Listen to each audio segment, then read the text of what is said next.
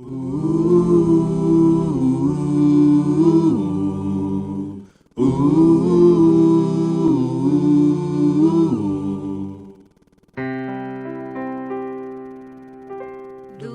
teu falar,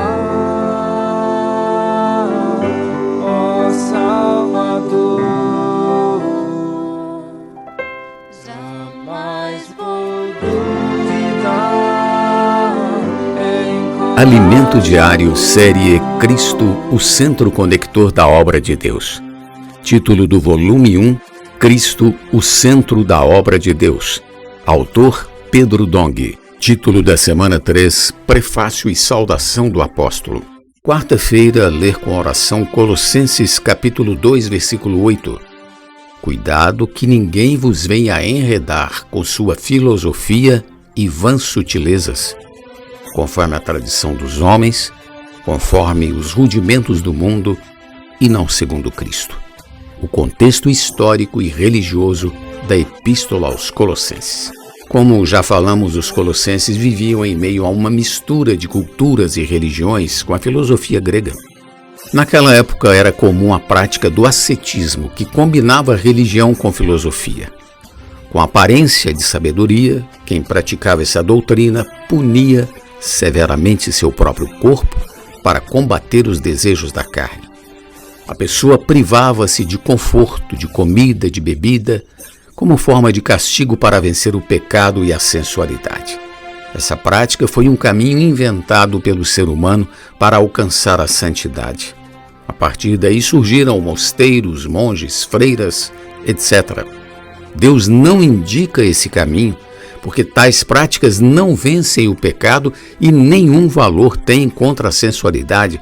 Colossenses capítulo 2, versículos 20 ao 23.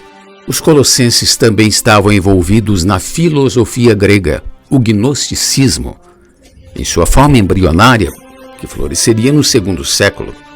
Essa filosofia defendia a ideia de que o universo material é imperfeito e isso acarreta sofrimento ao homem. Então, para libertar-se da carne, ele deveria buscar um nível de conhecimento supra-racional a fim de atingir a espiritualidade, entre aspas.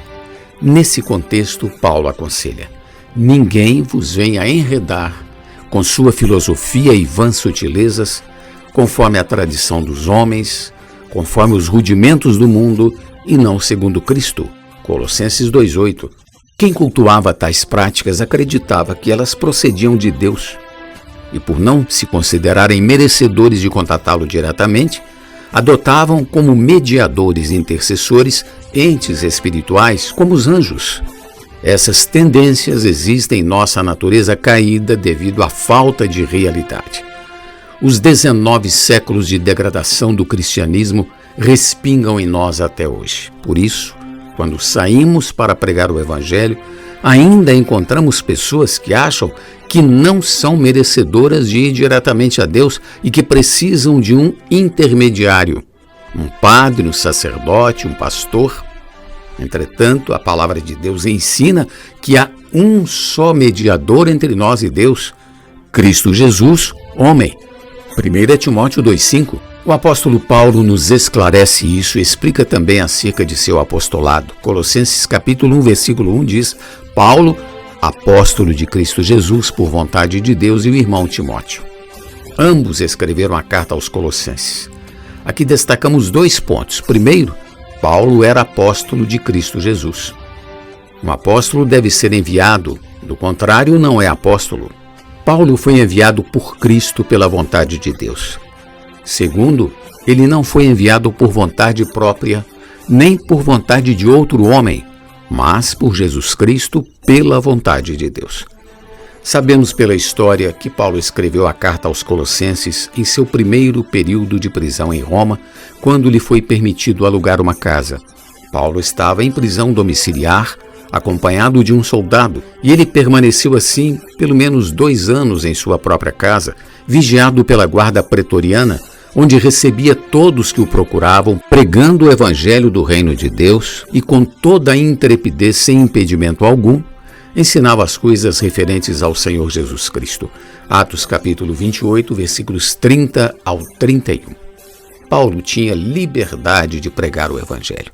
Ele estava preso, sem liberdade de sair, mas graças a Deus a palavra não estava presa. A palavra saiu principalmente por meio das preciosas cartas que ele escreveu em seu primeiro aprisionamento em Roma. São elas Efésios, Colossenses, Filipenses e Filemon, que adicionadas ao livro de Gálatas compõem os principais livros da Bíblia.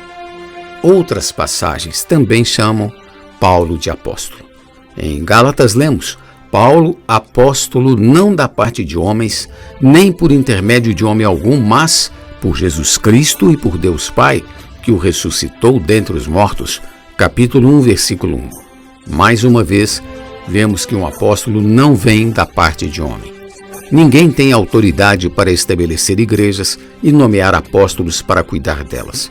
Nenhum homem pode dizer: vou assalariar você para ser apóstolo. Não. O apóstolo não pode ficar preso a ninguém. Ele precisa ter liberdade para fazer a vontade de Deus e seguir a direção da palavra de Deus.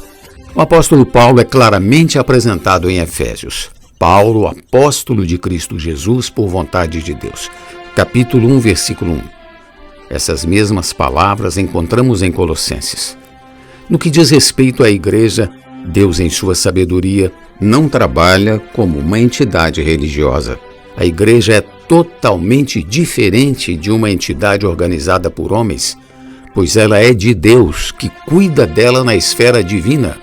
Portanto, bem diferente de uma organização humana.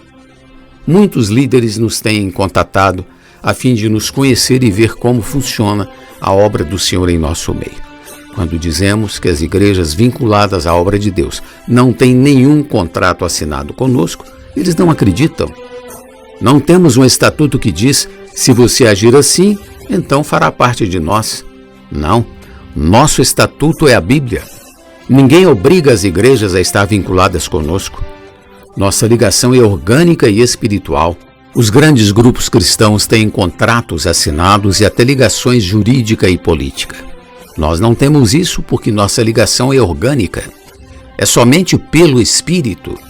Tanto é que, se você declarar independência, terá total liberdade de se desvincular, mas perderá a bênção. Infelizmente, isso tem acontecido com alguns. Não precisamos de nenhum documento que obrigue alguém a permanecer conosco, porque a igreja é de Deus. Pergunta de hoje: o que define o apostolado de Paulo? Jesus é o nosso Senhor. Do teu falar, ó Salvador, jamais vou duvidar, é encorajador, fiel me faz andar, faz tua glória eu ver. O mal vem derrotar, fiel me faz andar, faz tua glória eu ver, o mal vem derrotar.